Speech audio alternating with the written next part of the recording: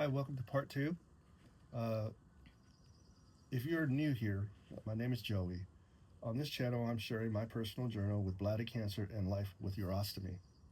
I'm not a doctor, and I'm not here to give medical advice. I'm simply sharing my own experience and hope it helps somebody else feel a little less alone. Today's video is where it all began. Back in 2015, I noticed something that didn't seem right. My urine had turned dark, very dark, and it had a foul odor.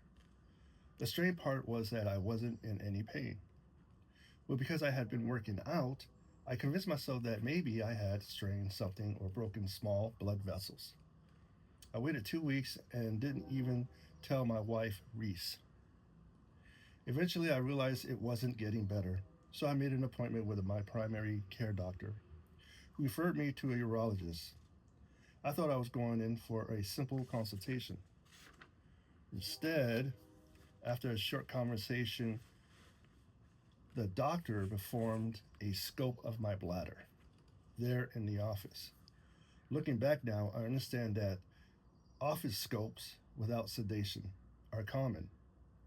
But at the time, neither Reese nor I had any idea that was going to happen for me personally.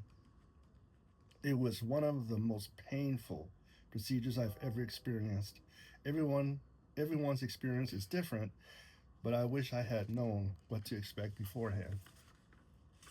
But during the procedure, Reese could actually see the inside of my bladder on the monitor. She saw a cauliflower-shaped tumor. When it was over, the urologist told us that based on what he saw, he believed that it was bladder cancer, and later a pathology report confirmed that diagnosis. Walking back to the car, we were mostly silent. We were trying to process everything we just heard. At the time, I also didn't have medical insurance. So we were wondering how we were going to pay for cancer treatment. One of the first people I called was one of my closest friends. I also talked with a longtime friend from high school and my brother. The doctor recommended surgery called a TURP, a resection of bladder tumor. The surgery was outpatient. I went home the same day. Unfortunately, I developed a blood clot that blocked my urethra. My bladder filled up and I had to go back to the emergency room, where I stayed in the hospital for about 5 or 6 days. A few days later, pathology confirmed stage 1 bladder cancer.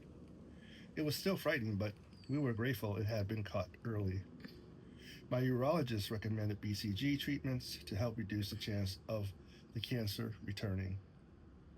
One thing that still stands out to me is that I wasn't in pain. If it hadn't been for the change in my urine, I would have thought I was perfectly healthy. That's one reason I'm sharing my story. Sometimes our bodies whisper before they shout. At that point, I truly believed cancer was behind me. I had no idea what the next 10 years would bring.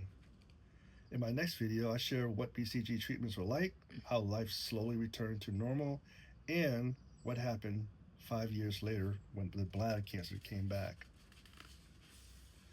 Thank you so much for watching.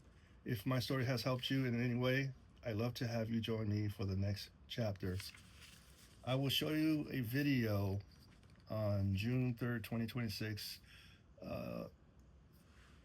after my surgery. I'll show that on the next video. Then you'll start seeing videos and pictures of me. Anyways, thank you for watching.